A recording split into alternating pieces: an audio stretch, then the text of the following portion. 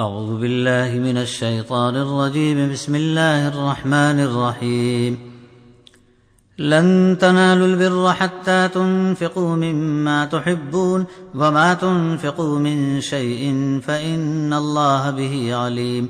كل الطعام كان حلا لبني إسرائيل إلا ما حرم إسرائيل على نفسه من قبل أن تنزل التوراة.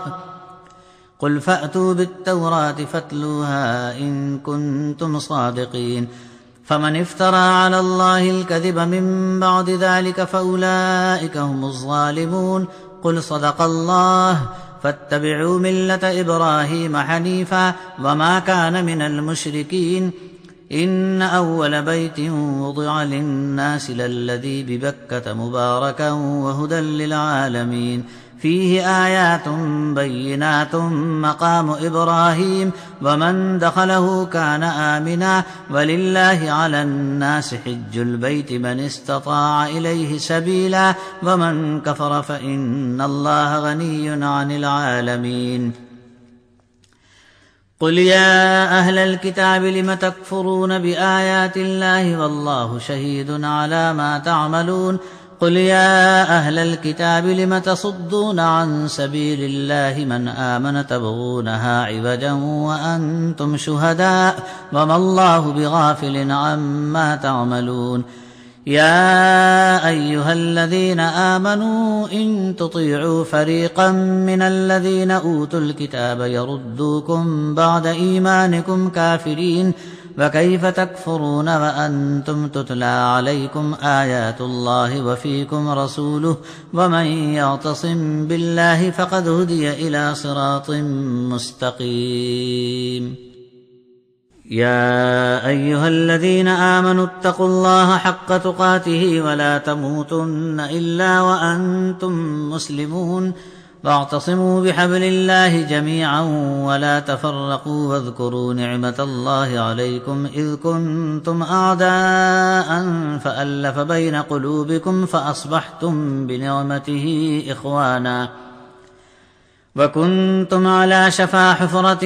من النار فأنقذكم منها. كذلك يبين الله لكم آياته لعلكم تهتدون. ولتكن منكم أمة يدعون إلى الخير ويأمرون بالمعروف وينهون عن المنكر وأولئك هم المفلحون. ولا تكونوا كالذين تفرقوا واختلفوا من بعد ما جاءهم البينات وأولئك لهم عذاب عظيم. يوم تبيض وجوه وتسود وجوه فأما الذين اسودت وجوههم أكفرتم بعد إيمانكم فذوقوا العذاب بما كنتم تكفرون.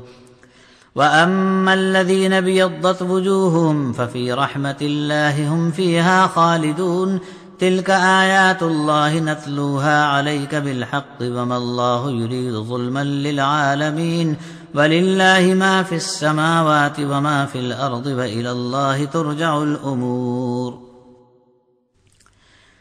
كنتم خير أمة أخرجت للناس تأمرون بالمعروف وتنهون عن المنكر وتؤمنون بالله. ولو آمن أهل الكتاب لكان خيرا لهم منهم المؤمنون وأكثرهم الفاسقون. لن يضروكم إلا أذى وإن يقاتلوكم يولوكم الأدبار ثم لا ينصرون. ضربت عليهم الذلة أينما ثقفوا إلا بحبل من الله وحبل من الناس وباءوا بغضب من الله وضربت عليهم المسكنة. ذلك بأنهم كانوا يكفرون بآيات الله ويقتلون الأنبياء بغير حق. ذلك بما عصوا وكانوا يعتدون. ليسوا سواء من أهل الكتاب أمة قائمة يتلون آيات الله آناء الليل وهم يسجدون. يؤمنون بالله واليوم الآخر ويأمرون بالمعروف وينهون عن المنكر ويسارعون في الخيرات وأولئك من الصالحين. وما يفعلوا من خير فلن يكفروه والله عليم بالمتقين إن الذين كفروا لن تغني عنهم أموالهم ولا أولادهم من الله شيئا وأولئك أصحاب النار هم فيها خالدون مثل ما ينفقون في هذه الحياة الدنيا كمثل ريح فيها صر أصابت حرث قوم ظلموا أنفسهم فأهلكته وما ظلمهم الله ولكن أنفسهم يظلمون يا أيها الذين آمنوا لا تتخذوا بطانة من دونكم لا يألونكم خبالا ودوا ما عنتم قد بدت البغضاء من أفواههم وما تخفي صدورهم أكبر قد بينا لكم الآيات إن كنتم تعقلون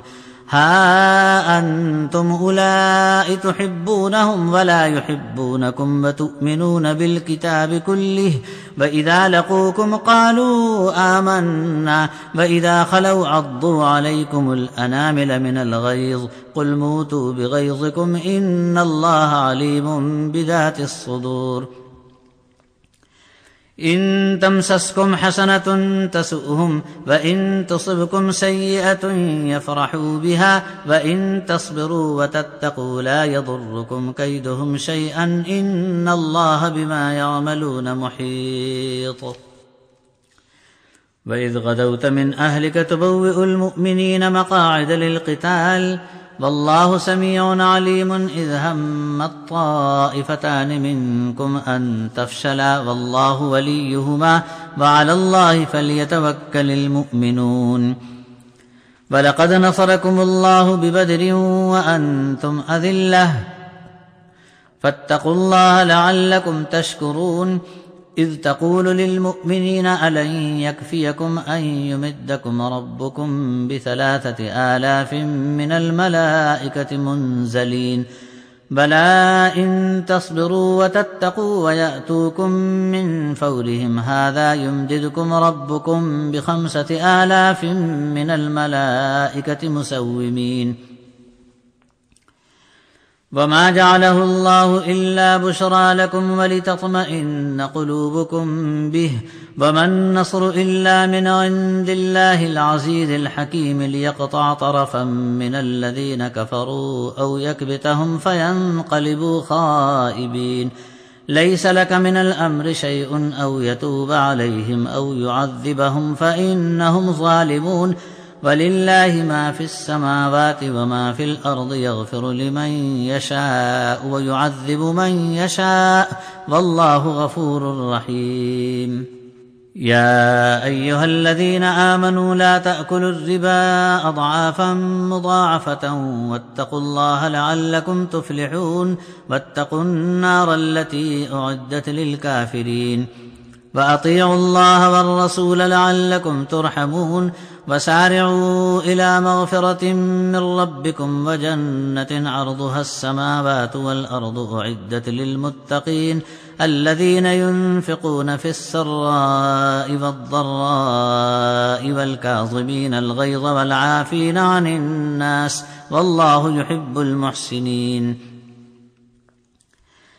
والذين إذا فعلوا فاحشة أو ظلموا أنفسهم ذكروا الله فاستغفروا لذنوبهم ومن يغفر الذنوب إلا الله ولم يصروا على ما فعلوا وهم يعلمون أولئك جزاؤهم مغفرة من ربهم وجنات تجري من تحتها الأنهار خالدين فيها ونعم أجر العاملين قد خلت من قبلكم سنن فسيروا في الأرض فانظروا كيف كان عاقبة المكذبين هذا بيان للناس وهدى وموعظة للمتقين ولا تهنوا ولا تحزنوا وأنتم الأعلون إن كنتم مؤمنين إن يمسسكم قرح فقد مس القوم قرح مثله وتلك الأيام نداولها بين الناس وليعلم الله الذين آمنوا ويتخذ منكم شهداء والله لا يحب الظالمين وليمحص الله الذين آمنوا ويمحق الكافرين أم حسبتم أن تدخلوا الجنة ولما يعلم الله الذين جاهدوا منكم ويعلم الصابرين ولقد كنتم تمنون الموت من قبل أن تلقوه فقد رأيتموه وأنتم تنظرون وما محمد إلا رسول قد خلت من قبله الرسل أفإن مات أو قتل انقلبتم على أعقابكم ومن ينقلب على عقبيه فلن يضر الله شيئا وسيجزي الله الشاكرين وما كان لنفس أن تموت إلا بإذن الله كتابا مؤجلا ومن يرد ثواب الدنيا نؤته منها ومن يرد ثواب الآخرة نؤته منها وسنجزي الشاكرين وكأي من نبي قاتل معه ربيون كثير فما وهنوا لما أصابهم في سبيل الله وما ضعفوا وما استكانوا والله يحب الصابرين وما كان قولهم إلا أن قالوا ربنا اغفر لنا ذنوبنا وإسرافنا في أمرنا وثبت أقدامنا وانصرنا على القوم الكافرين فآتاهم الله ثواب الدنيا وحسن ثواب الآخرة والله يحب المحسنين يا أيها الذين آمنوا إن تطيعوا الذين كفروا يردوكم على أعقابكم فتنقلبوا خاسرين بل الله مولاكم وهو خير الناصرين سنلقي في قلوب الذين كفروا الرعب بما أشركوا بالله ما لم ينزل به سلطانا ومأواهم النار وبئس مثوى الظالمين ولقد صدقكم الله وعده إذ تحسونهم بإذنه حتى إذا فشلتم وتنازعتم في الأمر وعصيتم من بعد ما أراكم ما تحبون منكم من يريد الدنيا ومنكم من يريد الآخرة ثم صرفكم عنهم ليبتليكم ولقد عفا عنكم والله ذو فضل على المؤمنين إذ تصعدون ولا تلوون على أحد والرسول يدعوكم في أخراكم فأثابكم غما بغم لكي لا تحزنوا على ما فاتكم ولا ما أصابكم والله خبير بما تعملون ثم أنزل عليكم من بعد الغم أمنة نعاسا يغشى طائفة منكم وطائفة قد أهمتهم أنفسهم يظنون بالله غير الحق ظن الجاهلية يقولون هل لنا من الأمر من شيء قل إن الأمر كله لله يخفون في أنفسهم ما لا يبدون لك يقولون لو كان لنا من الأمر شيء ما قتلنا هاهنا قل لو كنتم في بيوتكم لبرز الذين كتب عليهم القتل إلى مضاجعهم وليبتلي الله ما في صدوركم وليمحص ما في قلوبكم والله عليم بذات الصدور إن الذين تولوا منكم يوم التقى الجمعان إنما استذلهم الشيطان ببعض ما كسبوا ولقد عفى الله عنهم إن الله غفور حليم يا أيها الذين آمنوا لا تكونوا كالذين كفروا وقالوا لإخوانهم إذا ضربوا في الأرض أو كانوا غزا لو كانوا عندنا ما ماتوا وما قتلوا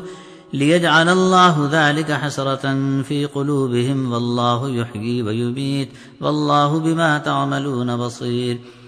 ولئن قتلتم في سبيل الله أو متم لمغفرة من الله ورحمة خير مما يجمعون ولئن متم أو قتلتم لإلى الله تحشرون فبما رحمة من الله لنت لهم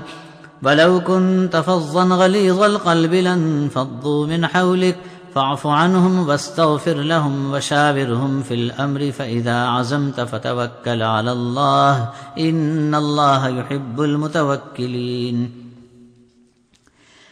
إن ينصركم الله فلا غالب لكم وإن يخذلكم فمن ذا الذي ينصركم من بعده وعلى الله فليتوكل المؤمنون وما كان لنبي أن يغل ومن يغل يأت بما غل يوم القيامة ثم توفى كل نفس ما كسبت وهم لا يظلمون أفمن اتبع رضوان الله كمن باء بسخط من الله ومأواه جهنم وبئس المصير هم درجات عند الله والله بصير بما يعملون لقد من الله على المؤمنين إذ بعث فيهم رسولا من أنفسهم يتلو عليهم آياته ويزكيهم ويعلمهم الكتاب والحكمة وإن كانوا من قبل لفي ضلال مبين أولما أصابتكم مصيبة قد أصبتم مثليها قلتم أنى هذا قل هو من عند أنفسكم إن الله على كل شيء قدير وما أصابكم يوم التقى الجمعان فبإذن الله وليعلم المؤمنين وليعلم الذين نافقوا وقيل لهم تعالوا قاتلوا في سبيل الله أو ادفعوا قالوا لو نعلم قتالا لاتبعناكم هم للكفر يومئذ أقرب منهم للإيمان يقولون بأفواههم ما ليس في قلوبهم والله أعلم بما يكتمون الذين قالوا لإخوانهم وقعدوا لو أطاعونا ما قتلوا قل فادرءوا عن أنفسكم الموت إن كنتم صادقين ولا تحسبن الذين قتلوا في سبيل الله أمواتا بل أحياء عند ربهم يرزقون فرحين بما آتاهم الله من فضله ويستبشرون بالذين لم يلحقوا بهم من خلفهم ألا خوف عليهم ولا هم يحزنون يستبشرون بنعمة من الله وفضل وأن الله لا يضيع أجر المؤمنين الذين استجابوا لله والرسول من بعد ما أصابهم القرح للذين أحسنوا منهم واتقوا أجر عظيم الذين قال لهم الناس إن الناس قد جمعوا لكم فاخشوهم فزادهم إيمانا وقالوا حسبنا الله ونعم الوكيل فانقلبوا بنعمة من الله وفضل لم يمسسهم سوء واتبعوا رضوان الله والله ذو فضل عظيم إنما ذلكم الشيطان يخوف أولياءه فلا تخافوهم وخافون إن كنتم مؤمنين ولا يحزنك الذين يسارعون في الكفر إنهم لن يضروا الله شيئا يريد الله ألا يجعل لهم حظا في الآخرة ولهم عذاب عظيم إن الذين اشتروا الكفر بالإيمان لن يضروا الله شيئا ولهم عذاب أليم ولا يحسبن الذين كفروا أنما نملي لهم خير لأنفسهم إنما نملي لهم ليزدادوا إثما ولهم عذاب مهين ما كان الله ليذر المؤمنين على ما أنتم عليه حتى يميز الخبيث من الطيب وما كان الله ليطلعكم على الغيب ولكن الله يجتبي من رسله من يشاء فآمنوا بالله ورسله وإن تؤمنوا وتتقوا فلكم أجر عظيم ولا يحسبن الذين يبخلون بما آتاهم الله من فضله هو خيرا لهم بل هو شر لهم سيطوقون ما بخلوا به يوم القيامة ولله ميراث السماوات والأرض والله بما تعملون خبير لقد سمع الله قول الذين قالوا إن الله فقير ونحن أغنياء سنكتب ما قالوا وقتلهم الأنبياء بغير حق ونقول ذوقوا عذاب الحريق ذلك بما قدمت أيديكم وأن الله ليس بظلام للعبيد الذين قالوا إن الله عهد إلينا ألا نؤمن لرسول حتى يأتينا بقربان تأكله النار قل قد جاءكم رسل من قبلي بالبينات وبالذي قلتم فلم قتلتموهم إن كنتم صادقين فإن كذبوك فقد كذب رسل من قبلك جاءوا بالبينات والزبر والكتاب المنير كل نفس ذائقة الموت وإنما توفون أجوركم يوم القيامة فمن زحزح عن النار وأدخل الجنة فقد فاز وما الحياة الدنيا إلا متاع الغرور لتبلغن في أموالكم وأنفسكم ولتسمعن من الذين أوتوا الكتاب من قبلكم ومن الذين أشركوا أذى كثيرا وإن تصبروا وتتقوا فإن ذلك من عزم الأمور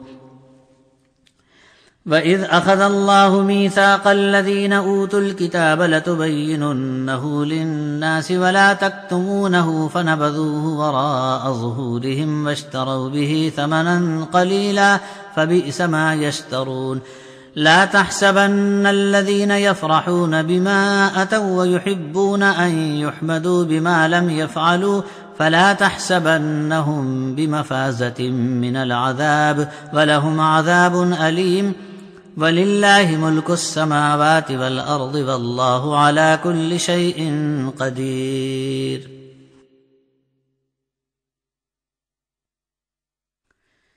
إن في خلق السماوات والأرض واختلاف الليل والنهار لآيات لأولي الألباب الذين يذكرون الله قياما وقعودا وعلى جنوبهم ويتفكرون في خلق السماوات والأرض ربنا ما خلقت هذا باطلا سبحانك فقنا عذاب النار ربنا إنك من تدخل النار فقد أخزيته وما للظالمين من أنصار ربنا إننا سمعنا مناديا ينادي للإيمان أن آمنوا بربكم فآمنا ربنا فاغفر لنا ذنوبنا وكفر عنا سيئاتنا وتوفنا مع الأبرار ربنا وآتنا ما وعدتنا على رسلك ولا تخزنا يوم القيامة إنك لا تخلف الميعاد فاستجاب لهم ربهم أني لا أضيع عمل عامل منكم من ذكر أو أنثى بعضكم من بعض فالذين هاجروا وأخرجوا من ديارهم وأوذوا في سبيلي وقاتلوا وقتلوا لأكفرن عنهم سيئاتهم ولأدخلنهم جنات تجري من تحتها الأنهار ثوابا من عند الله والله عنده حسن الثواب لا يغرنك تقلب الذين كفروا في البلاد متاع قليل ثم مأواهم جهنم وبئس المهاد لكن الذين اتقوا ربهم لهم جنات تجري من تحتها الأنهار خالدين فيها نزلا من عند الله وما عند الله خير للأبرار وإن من أهل الكتاب لمن يؤمن بالله وما أنزل إليكم وما أنزل إليهم خاشعين لله لا يشترون بآيات الله ثمنا قليلا أولئك لهم أجرهم عند ربهم إن الله سريع الحساب يا أيها الذين آمنوا اصبروا وصابروا ورابطوا واتقوا الله لعلكم تفلحون بسم الله الرحمن الرحيم يا أيها الناس اتقوا ربكم الذي خلقكم من نفس واحدة وخلق منها زوجها وبث منهما رجالا كثيرا ونساء واتقوا الله الذي تساءلون به والأرحام إن الله كان عليكم رقيبا وآتوا اليتامى أموالهم ولا تتبدلوا الخبيث بالطيب ولا تأكلوا أموالهم إلى أموالكم إنه كان حوبا كبيرا وإن خفتم ألا تقسطوا في اليتامى فانكحوا ما طاب لكم من النساء مثنى وثلاث ورباع فإن خفتم ألا تعدلوا فواحدة أو ما ملكت أيمانكم ذلك أدنى ألا تعولوا وآتوا النساء صدقاتهن نحلة فإن طبن لكم عن شيء منه نفسا فكلوه هنيئا مريئا ولا تؤتوا السفهاء أموالكم التي جعل الله لكم قياما وارزقوهم فيها واكسوهم وقولوا لهم قولا معروفا وابتلوا اليتامى حتى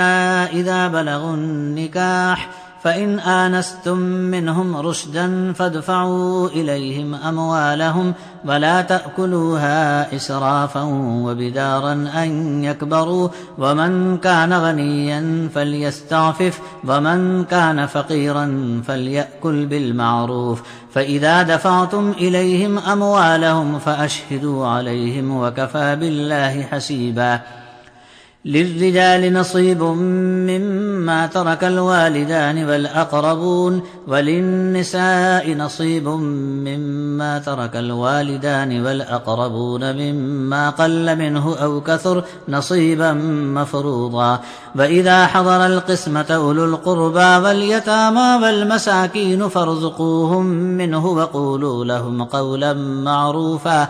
وليخشى الذين لو تركوا من خلفهم ذرية ضعافا خافوا عليهم فليتقوا الله وليقولوا قولا سديدا إن الذين يأكلون أموال اليتامى ظلما إنما يأكلون في بطونهم نارا وسيصلون سعيرا يوصيكم الله في أولادكم للذكر مثل حظ الأنثيين فإن كن نساء فوق 2 فلهن ثلثا ما ترك وإن كانت واحدة فلها النصف ولأبويه لكل واحد منهما السدس مما ترك إن كان له ولد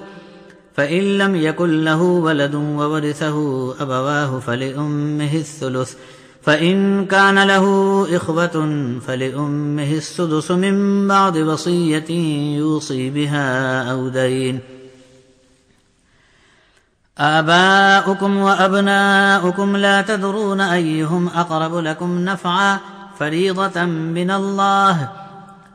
إن الله كان عليما حكيما ولكم نصف ما ترك أزواجكم إن لم يكن لهن ولد فإن كان لهن ولد فلكم الربع مما تركن من بعد وصية يوصين بها أو دين ولهن الربع مما تركتم إن لم يكن لكم ولد فإن كان لكم ولد فلهن الثمن مما تركتم من بعد وصية توصون بها أو دين وإن كان رجل يورث كلالة أو امرأة وله أخ أو أخت فلكل واحد منهما السدس فإن كانوا أكثر من ذلك فهم شركاء في الثلث من بعد وصية يوصى بها أو دين غير مضار وصية من الله والله عليم حليم تلك حدود الله ومن يطع الله ورسوله يدخله جنات تجري من تحتها الأنهار خالدين فيها وذلك الفوز العظيم ومن يعص الله ورسوله ويتعد حدوده يدخله نارا خالدا فيها وله عذاب مهين واللاتي يأتين الفاحشة من نسائكم فاستشهدوا عليهن 4 منكم، فإن شهدوا فأمسكوهن في البيوت حتى يتوفاهن الموت أو يجعل الله لهن سبيلا. واللذان يأتيانها منكم فآذوهما، فإن تابا وأصلحا فأعرضوا عنهما، إن الله كان توابا رحيما. إنما التوبة على الله للذين يعملون السوء بجهالة ثم يتوبون من قريب فأولئك يتوب الله عليهم، وكان الله عليما حكيما. وليست التوبة للذين يعملون السيئات حتى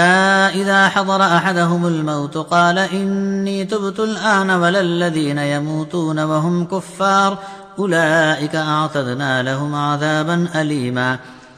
يا أيها الذين آمنوا لا يحل لكم أن ترثوا النساء كرها، ولا تعضلوهن لتذهبوا ببعض ما آتيتموهن إلا أن يأتين بفاحشة مبينة، وعاشروهن بالمعروف، فإن كرهتموهن فعسى أن تكرهوا شيئا ويجعل الله فيه خيرا كثيرا. وإن أردتم استبدال زوج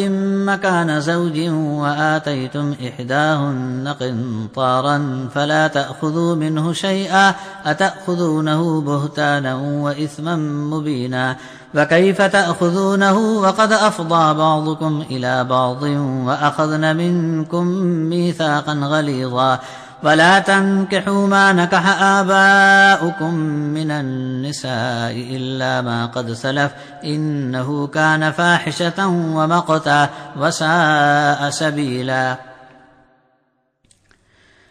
حرمت عليكم أمهاتكم وبناتكم وأخواتكم وعماتكم وخالاتكم وبنات الأخ وبنات الأخت وأمهاتكم اللاتي أرضعنكم